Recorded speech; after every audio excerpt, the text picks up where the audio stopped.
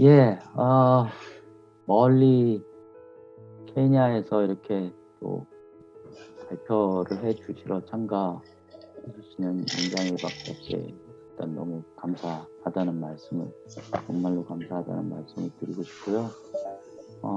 학회 인사 잠깐만 드리면은, 저희 학회가 작년부터 21년부터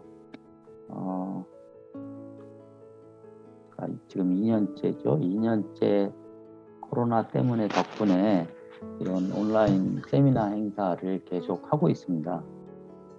이게 올해는 5회째고요.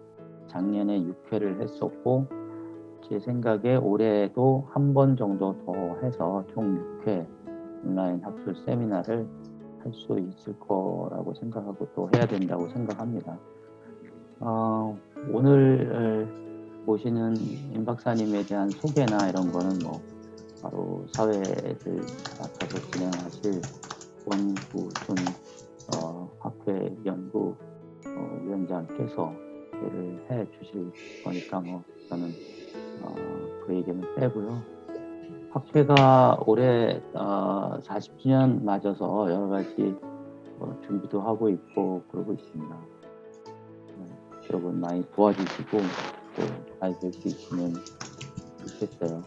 11월 4일 날 인사 확정된 내용들을 공지하면 그때 또 여러분들 참여해 주시고 좋겠습니다. 제가 학회 관련해서는 끝날 때 또 한번 논문 등 공지사항 전달을 드리는 걸로 하고, 그러면 저는 여기서 인사를 마치고 바로 권구순 교수님께 마이크를 넘기는 걸로 하겠습니다. 네, 말씀하시죠, 권. 네, 안녕하세요. 공구순입니다. 그 학술 대회가 지금 겹쳐가지고 제가 지금 백드롭도 지금 달아놨겠고 백드롭을 올려서 너무 송구스럽습니다. 그 제가 소시적에 협동조합에서 일을 하면서 그 아시아 개도국의 이제 금융협동조합의 역량 강화와 관련된 프로그램을 한 3년간 수행했었던 적이 있는데, 그때 돌이켜 보면 이 개발 협력을 좀 더 제대로 이해하고 알았더라면 훨씬 더 좀 성과 관리라든지 또 영향력이라든지 이런 것을 좀 더 할 수 있었을 텐데는 아쉬움이 있습니다. 그래서 오늘 주제가 이제 어떻게 보면 개발협력과 협동조합의 어떻게 보면 만남의 어떻게 보면 좋은 그 사례를 또 보여주는 연구라고 해서 아마 저에게 사회를 맡겨주신 것 같아서 대단히 영광입니다. 일단 오늘 발제해 주신 우리 임장희 박사님은 여러분께서 지금 백드롭을 보시면 아시겠지만 한국에 계신 게 아니라 현재 케냐에 계십니다. 코이카의 그 한국국제협력단의 케냐 사무소장으로 지금 근무하고 계신데요. 우리 임장희 소장님은 잘 모르시겠지만 임장희 소장님을 케냐로 보내는데 또 알게 모르게 일조를 한 게 있어서 오랜만에 또 얼굴을 뵙게 돼서 굉장히 반갑습니다. 그래서 오늘 순서는 일단 우리 임장희 박사님께서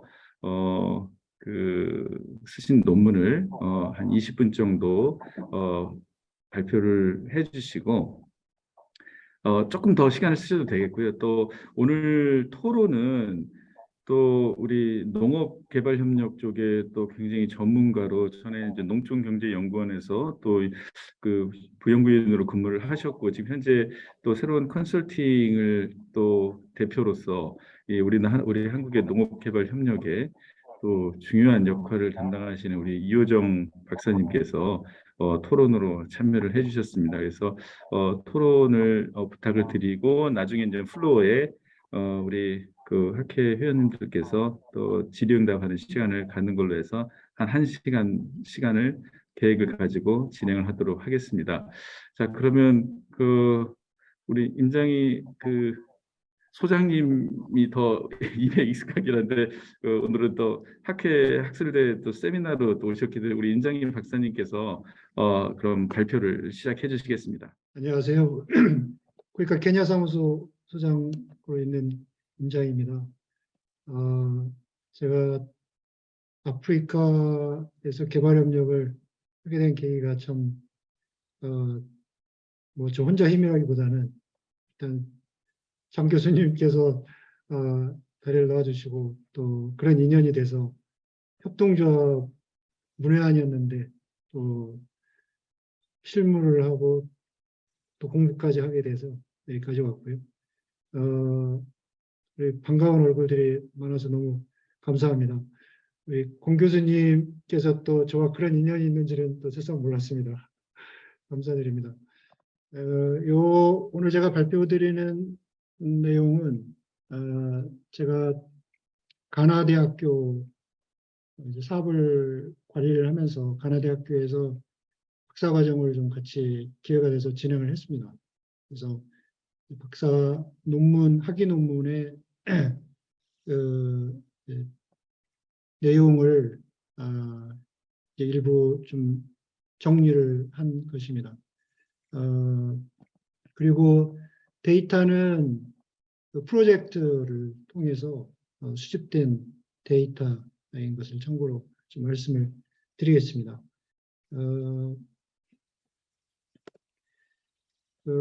목차는 뭐 아주 스탠다드한 그 구조로 해서 말씀을 좀 드리겠습니다. 제가 이 가나의 협동조합에 대해서 사실은 좀 문제의식을 갖게 되었습니다. 그래서 왜 그런가 하면은 뭐 물론 그 현상이 가나의 그 협동조합이 너무 열악하다. 뭐 개별 협동조합의 역량은 뭐 말할 것도 없고 또 정부의 그런 정책적인 측면 또 여러 가지 지원 제도라든가 공무원들의 자세라든가 여러 가지 면에서 좀 문제의식을 갖게 됐습니다. 물론 그러니까 코이카에서 600만 불이라는 프로젝트를 이제 수행을 하게 된 이유이기도 하고요. 그래서 그런 문제의식을 가지고 도대체 어디서부터 무엇을 좀 손을 봐야지 이게 협동조합, 가나의 협동조합이, 물론 저 프로젝트가 농민협동조합이었습니다. 가나의 협동조합이 좀 발전할 수 있겠는가. 우리 협동조합의 언어로 한다면 협동조합 운동이 다시 좀 부활 내지는 활성화가 되겠는가 이제 그런 고민을 하게 되었습니다. 우리가 좀 지표로 한번 본다면은 협동조합이 사실 여러 나라에서 국가 경제라든가 조합원들의 혜택에 많은 그 기여를 하고 있거든요. 그래서 뭐 잘 아시겠지만 영국 같은 경우는 조합원 수가 1,370만 명이고 인구의 21%에 해당이 되고요. 그리고 조합이 고용하고 있는 인은 23만 3,700명. 그리고 독일 같은 경우는 조합원 수가 1,800만 명, 협동조합 은행의 고객 수가 약 3천만 명으로 독일 인구의 36% 해당이 됩니다. 우리나라도 그 농협의 2017년 매출이 4조 7,600억 원으로 이렇게 통계가 나옵니다. 이 매출이 한국 농업 부가가치 약 17%이기 때문에 사실상 그 국가 경제에 미치는 영향은 지대하다고 볼 수가 있습니다. 아프리카도 여러 그 나라들이 협동조합이 상당히 활발합니다. 케냐를 예를 들면은 국민의 63%가 협동조합을 이용하는 것으로 이렇게 그 문헌에 나오고요. 그다음에 고용 인원도 78만 9천 명. 협동조합이 보유하고 있는 자산이 1조 실링, 약 99억 달러로 GDP의 31%에 해당이 됩니다. 가나도 협동조합 수는 적지 않습니다. 2018년 정부 통계에 의하면 11,495개이고, 그런데 이제 실질적인 경제 그 성과라든가 기여로 보면은 미미합니다. 11,495개의 협동조합이 고용하고 있는 529명.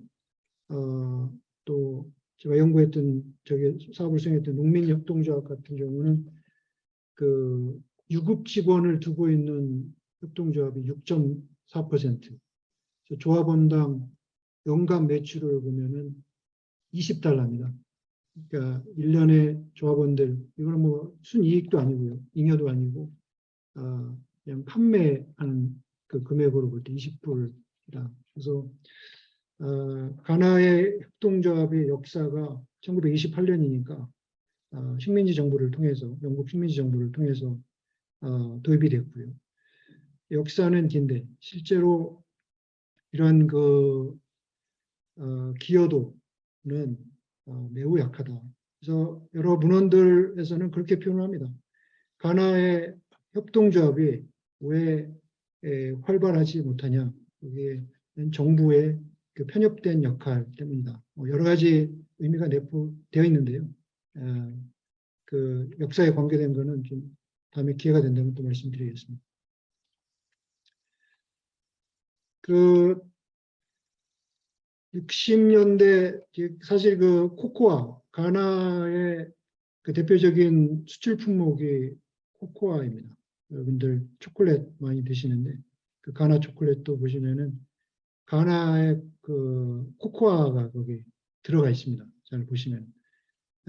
그리고 그 유럽에서 브랜드로 만들어서 판매하는 대부분의 그 초콜릿에는 그 가나의 코코아가 들어가 있습니다. 퀄리티는 매우 우수하고요. 그리고 사실은 그 영국 식민지 정부에서는 이 코코아를 품질 관리를 하기 위해서 이 협동조합이라고 하는 그 새로운 법인, 어떤 그 결사체를 도입을 했습니다. 그래서 상당한 그 기여를 해왔는데요. 60년대 초에 그때 초대 정부죠. 과메 은쿠르마 정부라고. 예, 그분이 협동조합 농민들이 그 상당한 숫자가 하나의 어떤 목소리를 내는 상황이 되니까 이것을 강제로 해산을 했고요. 그리고 자산을 몰수를 했습니다. 후에 뭐 소송이라든가 이런 게 있긴 있었지만 그게 뭐 다시 돌려주고 환수되고 이런 과정은 없었습니다.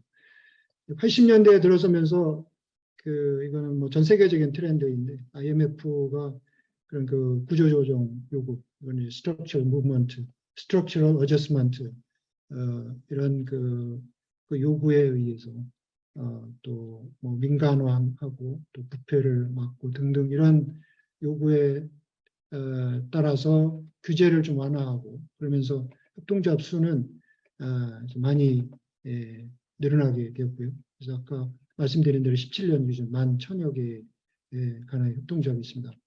그런데 실제 이 정부의 협동조합 정책 또는 법 이런 관련해서 그 역량이라고 하는 것은 정말 그 거의 없다고 보시면 되고요.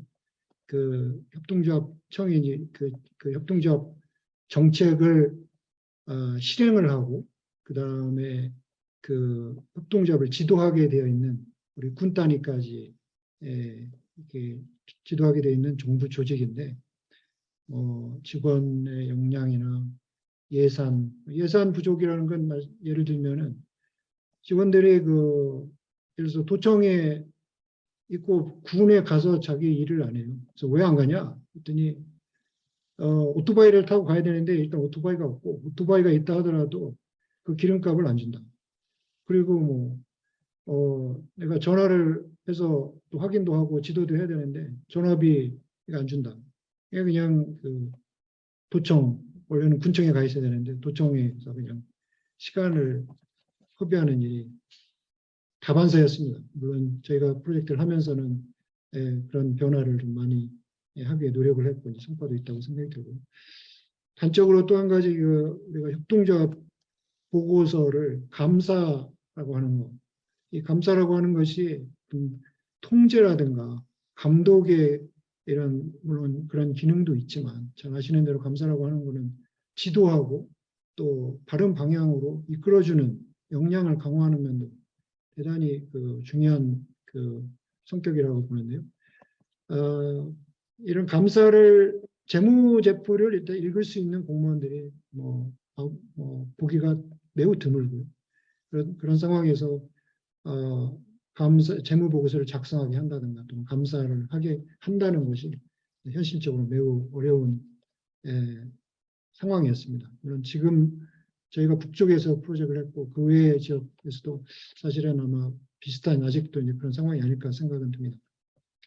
협동조합 법이 있습니다. 68년도에 처음 제정이 되었는데 4번의 그 수정을 하고자 하는 노력이 있었지만 여전히 그걸 아직까지도 수정을 못하고 있고요. 그래서 법적으로 보면 협동조합의 발전을 지원할 근거 조항이 없습니다. 그래서 이 연구의 목표는 그렇다면은 이런 취약한 역량을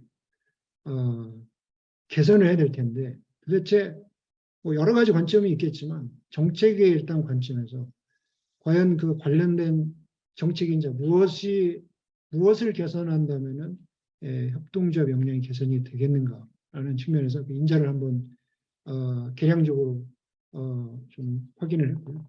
그다음에 두 번째는 이런 그 인자를 중심으로 해서 우리 협동조합 발전을 위해서 이해 관계자들이 과연 어떤 역할을 해야 될 것인가를 간단히 정리를 하는 것이 목표가 되겠습니다. 선행 연구 또 이론적인 그 백그라운드로서 한 가지 이제 말씀을 드릴 것이 이제 조정 실패 이론이라는 것이 있습니다. 이게 왜 하나의 좀 그 기준점이 되느냐? 협동조합의 태생은 모두가 아는 대로 그 민간 조직이지 않습니까? 예를 들어서 뭐 영국에서 또는 독일에서 정부가 그것을 뭐 만들어 가지고 민간이 뭐 할 수 있도록 판을 만들어준 이런 것이 아니고, 그렇다면은 이게 순수한 민간 조직으로서 태생이 되었고, 또 뭐 유럽이나 이런 데서는 실질적으로 많은 그런 경제 또 조합원 혜택 면에서 기여를 해왔는데, 과연 동일한 잣대로 개도국에서 협동조합의 운동 또 발전을 바라볼 수 있겠는가? 그런 현실적으로 제 경험상으로는 저는 좀 매우 어렵다. 일단은 아프리카의 뭐 우리나라도 같은 예가 되겠습니다만은 아프리카는 대부분이 아니죠. 뭐 제가 알기로는 모든 아프리카 국가의 협동조합은 프랑스나 뭐 영국의 식민지 정부를 통해서 도입이 되었고요. 거기에서 그러면 그 플럭추에이션 잘 되기도 하고 부침을 겪어온 상황입니다. 그러니까 이걸 사실상 뗄래야 뗄 수 없는 그런 상황이라는 것이고요. 그런 면에서 공공의 역할이 중요하다. 이 Theory of Coordination Failure라고 하는 것은 투자가 이루어지는 투자가 여러 그 형태의 투자가 이루어지는데 결국 이제 사업체라고 봐야 되겠죠. 사업체가 투자 활동을 하는데 이게 조정이 되지 않기 때문에 그 투자자들이 기대하는 최상의 효과를 얻지 못한다. 공공의 역할을 통해서 조정이 되고 그 투자 효과가 개선이 된다. 이런 이론적인 내용입니다. 이게 하나의 상황에 예를 들어서 적용을 해본다면은 사실상 그 모든 협동조합은 이제 투자 사업체라고 볼 수가 있고요. 이들이 지향하는 목표를 달성하는데 공공의 역할을 통해서 더 큰 효과를 얻을 수 있다라는 시사점이 되겠습니다. 그다음에 또 한 가지는 과연 제가 예를 들어서 이걸 분석을 해야 되는데 어떤 제가 뭐 예를 들면 독립 변수와 종속 변수를 무엇으로 둬야 되는가라는 측면이거든요. 특히나 이 독립 변수 x 값들을 무엇으로 둬야 되는가를 참고하기 위해서 여러 뭐 대단히 많지는 않습니다. 예를 들어서 아프리카의 협동적 정책에 대한 연구가 뭐 그렇게 많지는 않지만 제가 좀 당연히 한번 정리를 해봤습니다. 그래서 보면은 그 첫 번째는 법, 제도, 정책의 협동조합의 발전을 촉진하는 환경을 제공해야 된다라는 그런 측면이 있고요. 그리고 협동조합의 역량을 강화해야 된다는 것. 협동조합 역량이라는 것은 비즈니스 역량, 또 교육, 훈련, 연구, 커뮤니티 활동을 촉진하는 것, 또 정보 접근성을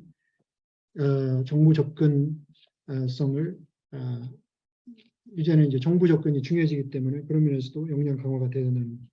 그리고 또 범분야 이슈도 이런 것들이 이제는 아프리카 그 협동조합 정치 연구에 이미 반영이 되고 있고요. 범분야 이슈라고 하는 환경, 청년, 젠더 이런 면들까지도 고려가 되야 된다는 것입니다.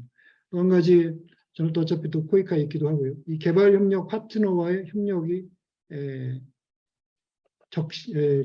적절하게 이것이 협력이 이루어질 때 걔도 아프리카 여러 나라의 협동조합 역량을 키우는 데 도움이 된다라는 그런 크게는 세 가지 필러가 있겠습니다.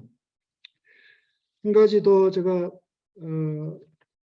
이제 그 ICA 아프리카에서 2018년도에 8개 국가가 모여서 고위 정책 결정자들이 모여서 일종의 그 모니터링 지표를 93개 모니터링, 16개 분야 93개 모니터링 지표를 채택을 했습니다.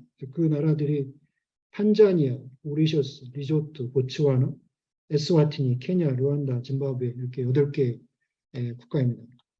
그 중에서 좀 흥미로운 것은 여기 보시면 이제 12번하고 HIV와 또 권역 통합이라고 하는 것입니다. 도대체 협동조합하고 HIV하고 이게 무슨 상관이 있냐 이런 생각을 사실 할 수 있거든요. 근데 여기에 모였던 8개 국가들이 지금 상당수가 리조또, 보츠와나, 에스와티니 뭐 이런 나라들이 이제 남아프리카에 있거든요. 이 남아프리카에 있는 나라들이 사실 에이즈 감염률이 성인은 뭐 20%, 30% 이렇게까지 됩니다. 그래서 사실은 굉장히 큰 사회 이슈이고요. 그런 면에서 협동조합의 역할을 기대하는 것이죠. 사실 저희가 일반적으로 생각하지 못하는 것입니다.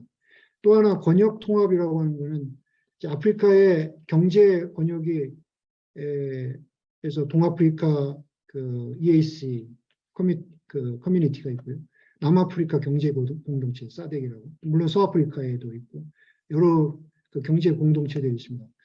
이런 그 경제 공동체의 협동조합이 도대체 무슨 역할을 할 수 있을까? 저희는 사실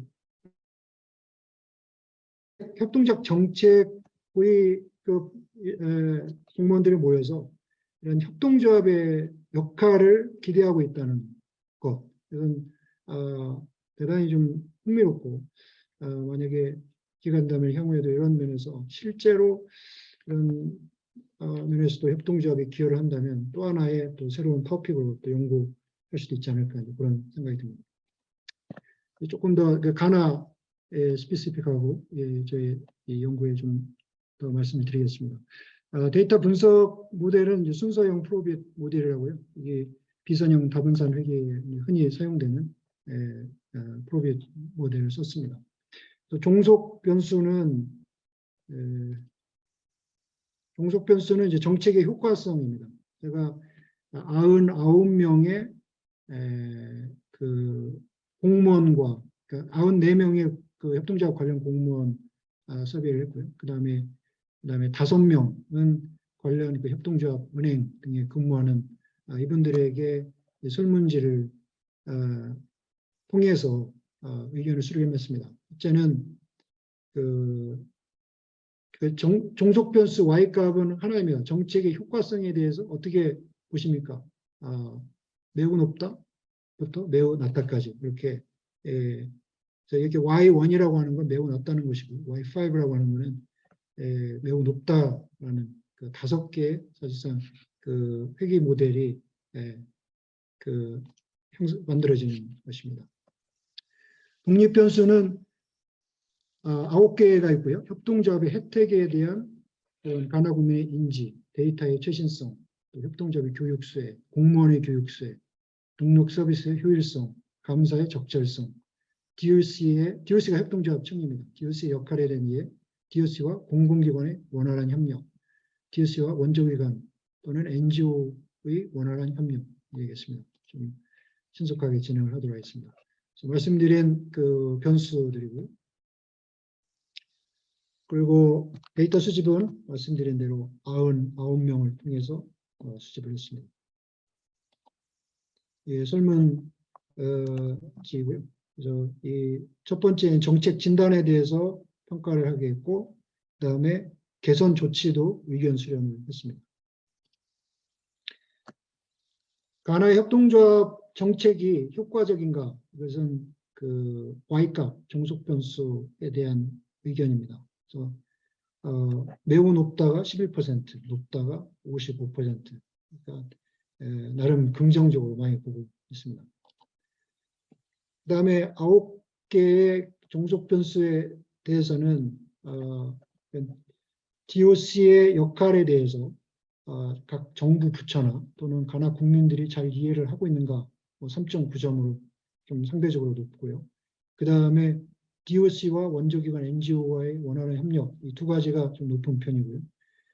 협동조합 데이터의 최신성, 또 감사의 적절성에 대해서는 여기 참여하신 분들도 상대적으로 낮게 보고 있습니다.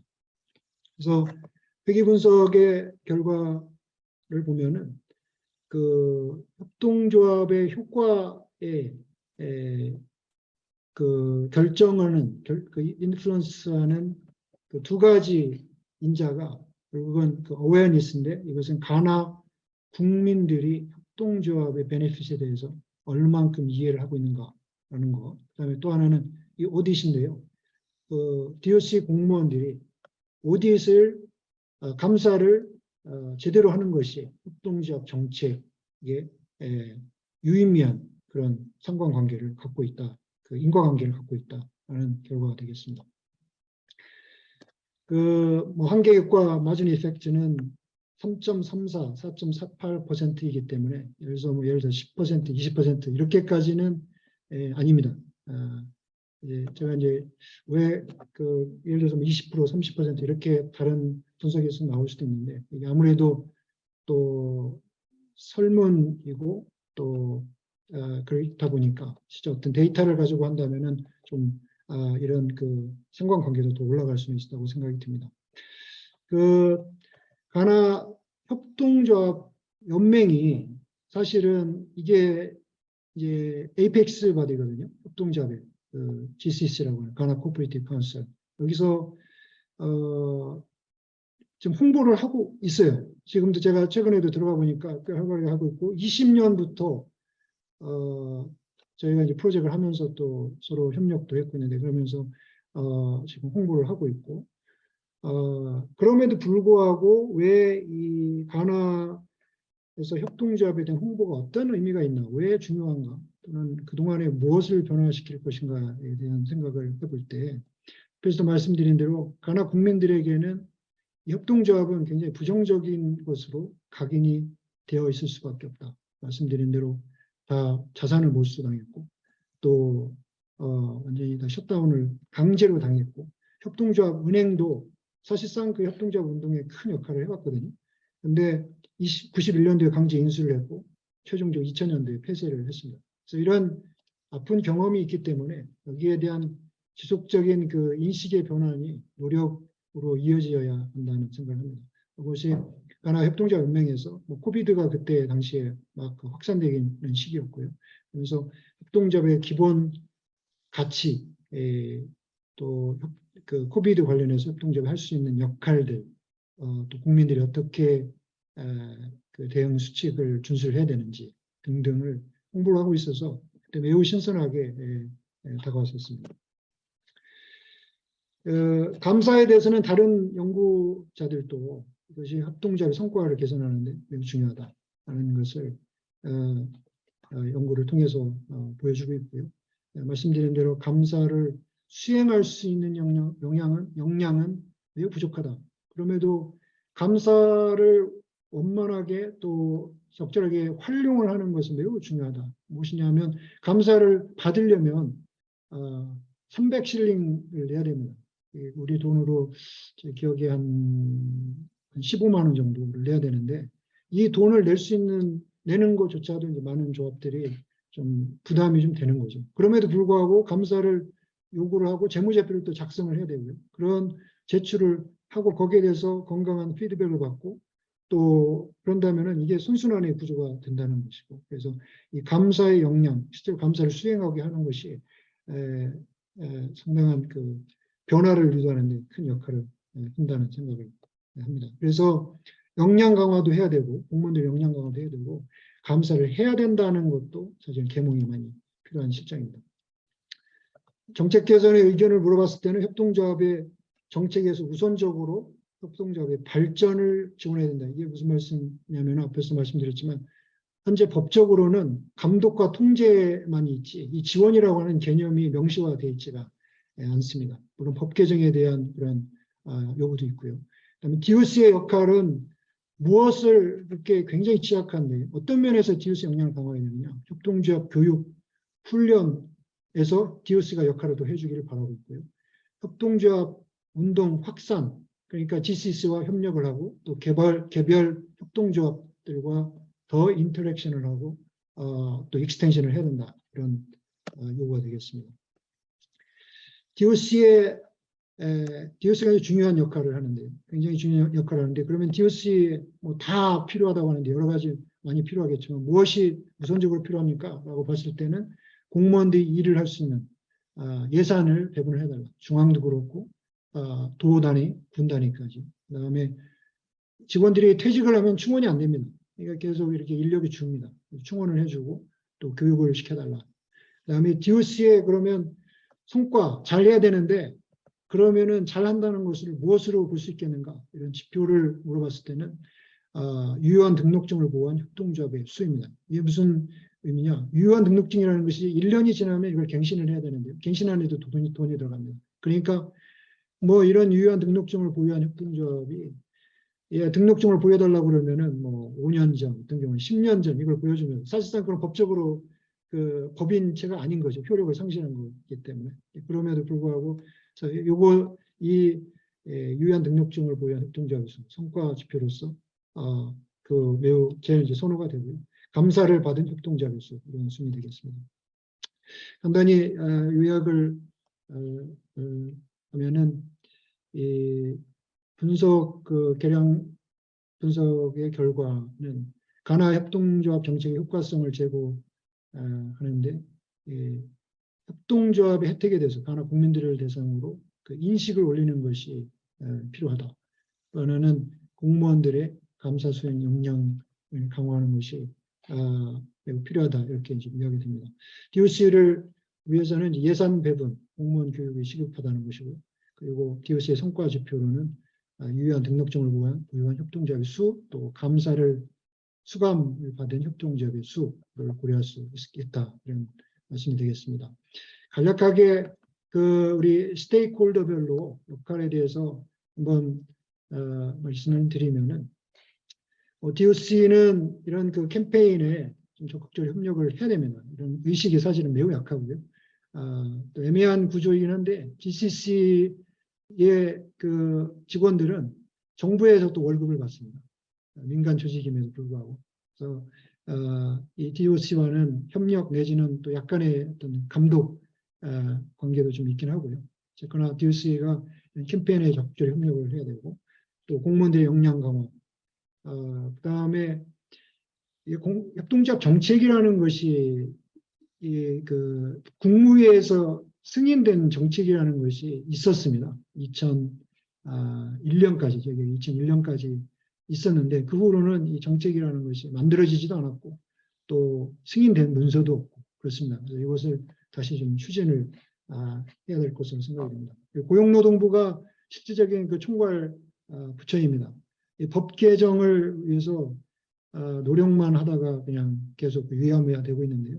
그래서 주도적인 역할을 좀 해서 법을 개정하는 것이 매우 시급하다고 보겠습니다. 그리고 사업을 발굴하는 것, 개발협력 파트너들과 역할을 좀 더 적극적으로 할 필요가 있다고 생각이 듭니다.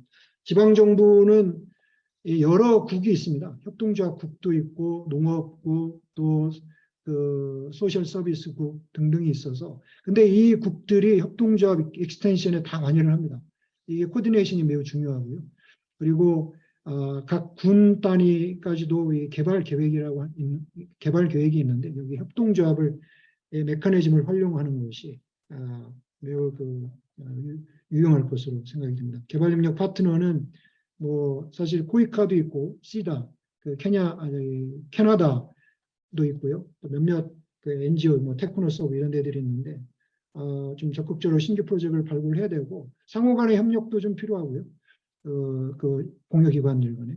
그다음에 이걸 조금 더 우리가 데이터를 좀 축적할 필요가 있겠다. 그래서 예를 들면 성과지표를 여기서 말하는 성과지표는 협동조합의 성과지표고요. 성과지표를 정의를 하고 이 고용노동부가 통계 책임을 맡고 있는데 통계 데이터를 수집해서 발간하는 이런 노력들을 하면 좋으리라 생각이 듭니다. 사실상 협동조합 운동의 가장 핵심적이고 중요한 주체는 조합원들이라고 생각이 들고요. 그 임원과 조합원 두고 나누어 볼 때는 임원들의 역할이 대단히 중요한데요. 이런 본인들이 이제 교육을 더 받고 특히 협동조합 관리, 사업 개발 등에 대해서 그리고 전달 교육을 할 수 있을 것이고요. 박람회 등을 좀 적극적으로 참여를 하는 것이 매우 효과가 있다는 것을 확인을 했습니다. 또 홍보 면에서도 그래스루트 레벨에서 큰 역할을 해야 된다고 생각이 듭니다. 조합원들은 회의 참석이나 또 조인트 트랜잭션 참여, 회비 납부 등을 좀 적극적으로 해야 되고 이런 것도 더 계몽을 해야 되고요. 그다음에 타 조합원들이 참여할 수 있도록 좀 공고도 하고 마을 공동 활동에도 같이 협력을 하는 것이 필요하겠다는 생각이 듭니다. 커뮤니티와의 협력이 궁극적으로는 필요하고요. 이런 발전 계획을 공동으로 수립한다든가 또 그 커뮤니티 안에 있는 타 조합들도 뭉칠 수 있도록 그런 면에서도 좀 촉진 역할을 할 수 있을 것으로 생각이 듭니다. 이거는 정리한 표이고요. 참고 문헌이 되겠습니다. 이상으로 제 발표를 마치고 또 코멘트 해주시면 잘 듣겠습니다. 감사합니다.